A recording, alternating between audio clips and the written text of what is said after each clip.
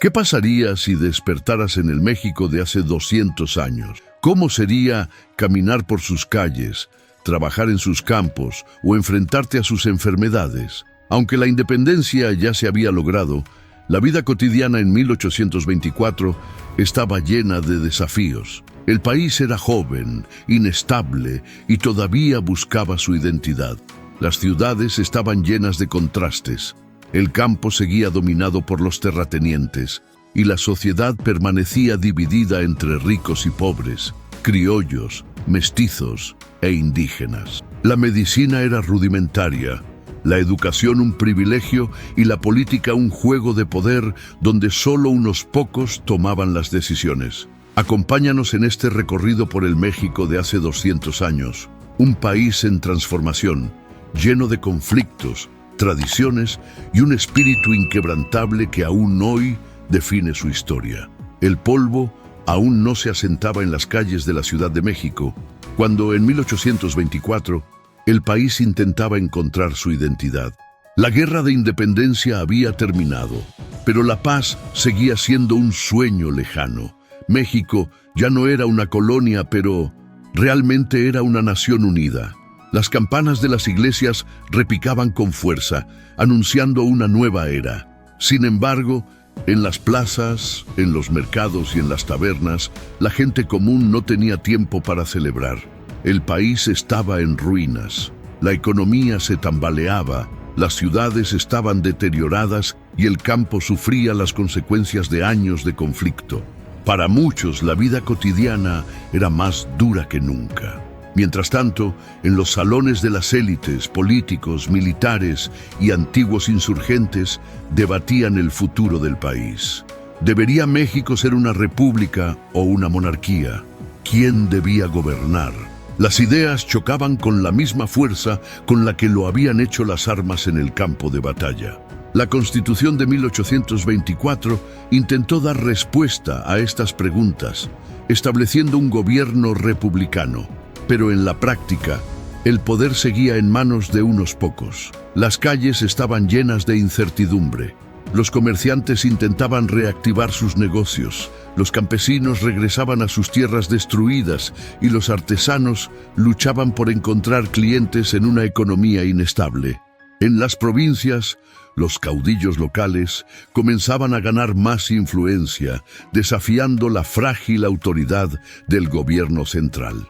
México era independiente, sí, pero también era un país fragmentado, dividido por intereses políticos, diferencias sociales y la sombra de la guerra que aún pesaba sobre su gente.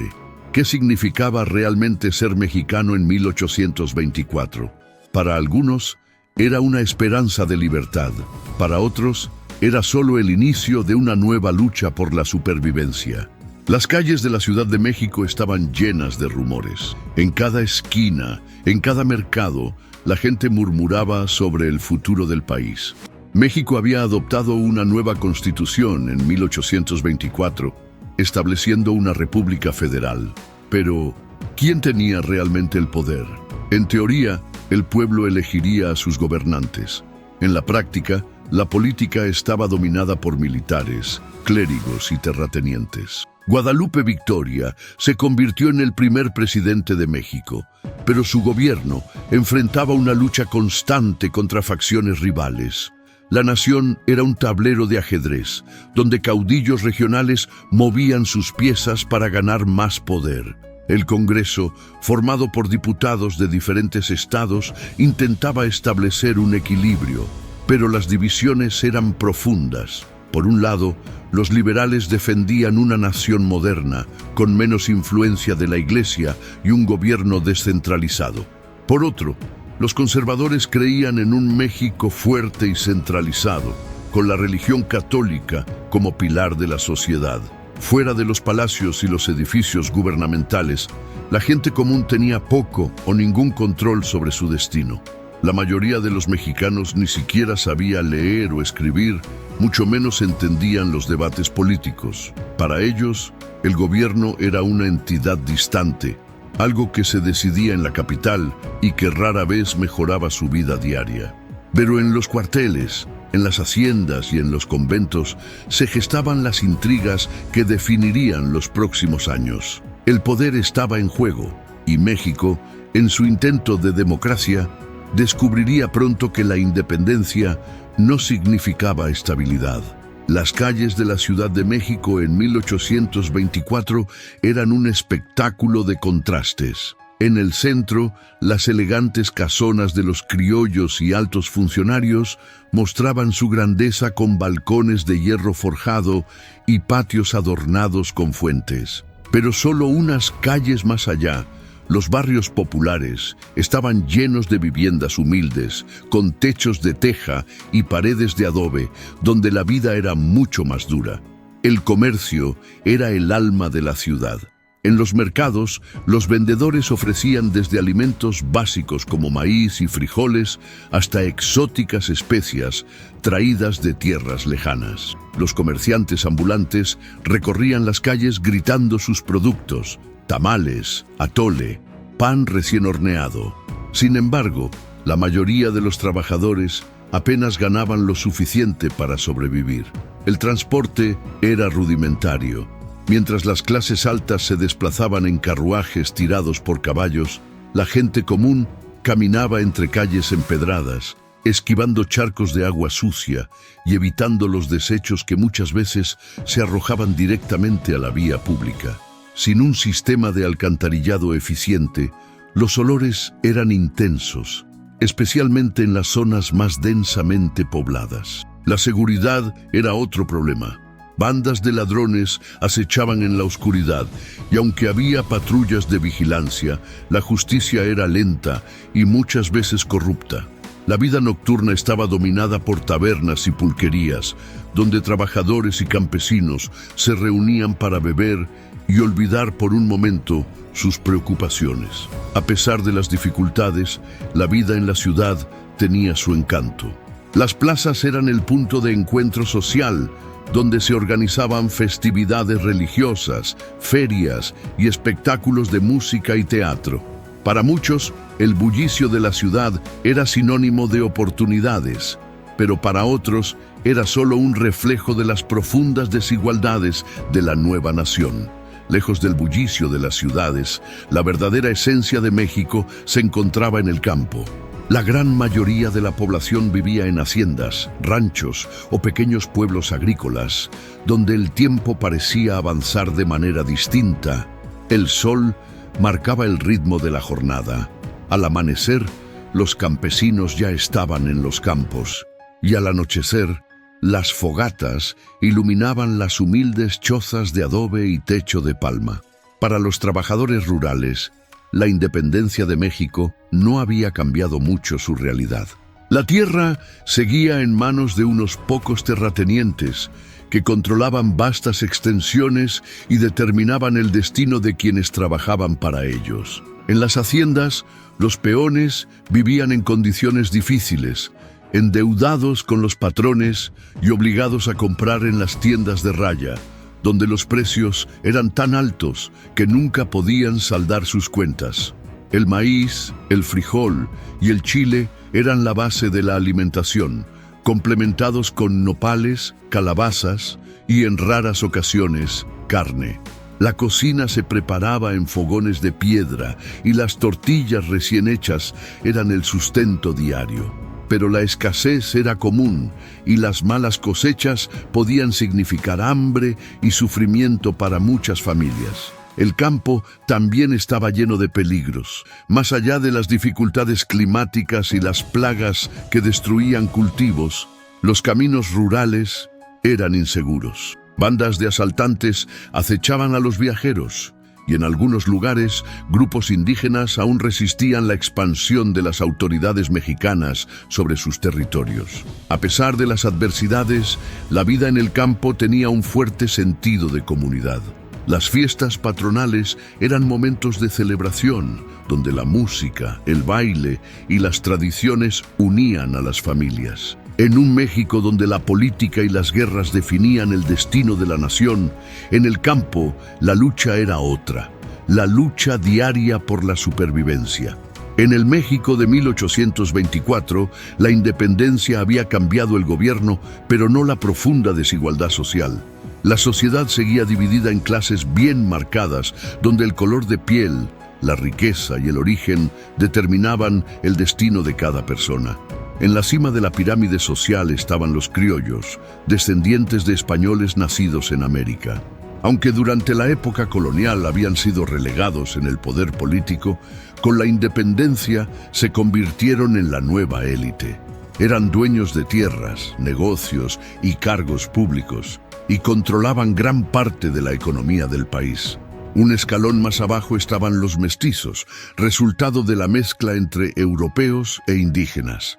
Eran la mayoría de la población y desempeñaban diversos roles en la sociedad: comerciantes, artesanos, soldados y campesinos. Aunque algunos lograban ascender socialmente, la discriminación seguía siendo una barrera difícil de romper. Los indígenas, por otro lado, representaban una parte fundamental de la cultura mexicana, pero vivían en condiciones de extrema pobreza.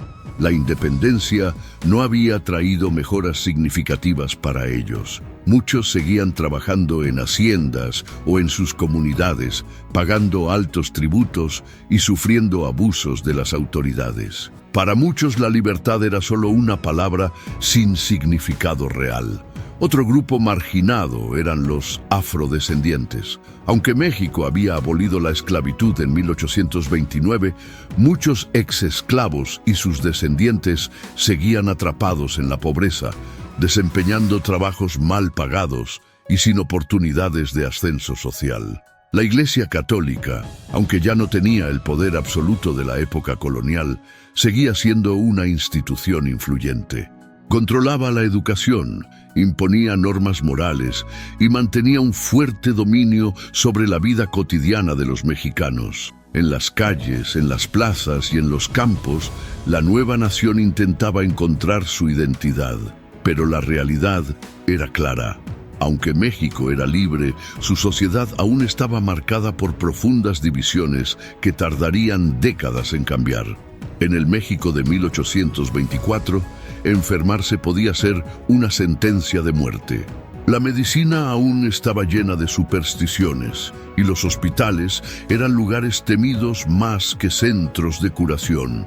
Para la mayoría de la población, la salud dependía de remedios caseros, curanderos y creencias religiosas. Las enfermedades más comunes eran la viruela, la tuberculosis, la fiebre amarilla y el tifo, que se propagaban rápidamente en ciudades sin drenaje ni agua potable. Los médicos existían, pero eran pocos, y sus tratamientos muchas veces hacían más daño que bien. Se usaban sangrías para equilibrar los humores del cuerpo, purgas con hierbas agresivas y compuestos a base de mercurio que podían envenenar al paciente en lugar de curarlo. Los hospitales, administrados principalmente por la Iglesia, atendían a los pobres y a los soldados, pero las condiciones eran precarias. Las salas estaban abarrotadas, los instrumentos no se desinfectaban y muchas veces el único tratamiento era la oración. Las familias preferían cuidar a sus enfermos en casa, usando infusiones de plantas medicinales como el árnica, la ruda o el epazote. El parto era otro momento de alto riesgo.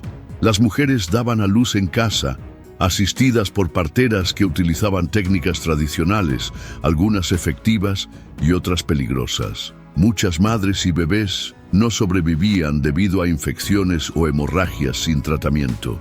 Las creencias religiosas y las supersticiones influían en la forma de tratar las enfermedades. Se creía que algunos males eran castigos divinos, y los curanderos ofrecían rituales y amuletos para alejar malos espíritus. En los pueblos indígenas, la medicina tradicional seguía siendo la más confiable, con conocimientos ancestrales sobre plantas y tratamientos naturales. Para la élite, la situación era un poco mejor. Podían pagar médicos formados en Europa y acceder a los avances científicos de la época. Pero incluso ellos sabían que, en un país sin higiene ni vacunas generalizadas, cualquier enfermedad podía ser fatal. En un México que aún luchaba por organizarse como nación, la salud seguía siendo un privilegio de unos pocos y una lotería para la mayoría. En 1824, aprender a leer y escribir en México era un privilegio de pocos. La educación aún estaba en manos de la Iglesia y solo las familias acomodadas podían enviar a sus hijos a las escuelas. Para la mayoría de la población, el conocimiento se transmitía de generación en generación a través de la tradición oral, las prácticas comunitarias y la religión. Las escuelas eran pocas y casi siempre dirigidas por sacerdotes.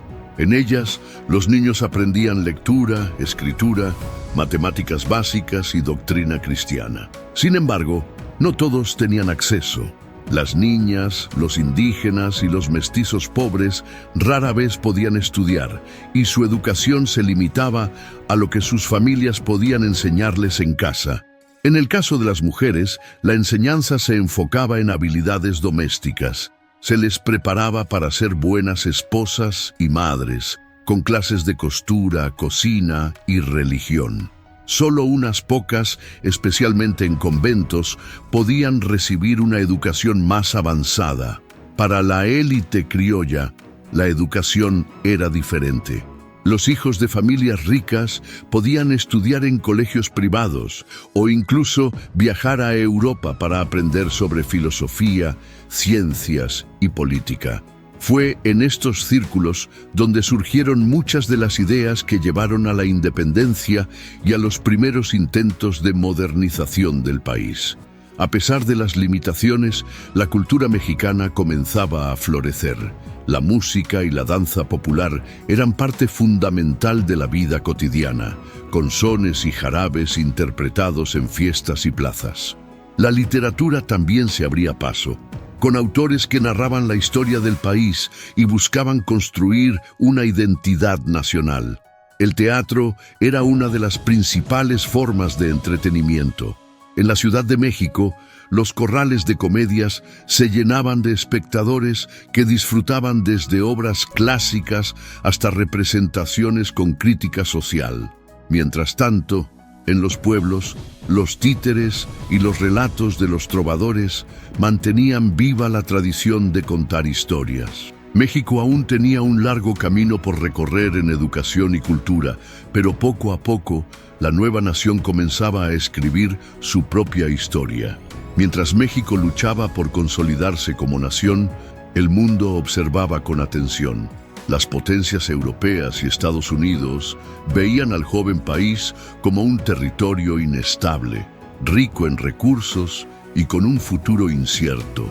Desde el norte, Estados Unidos comenzaba a expandirse agresivamente.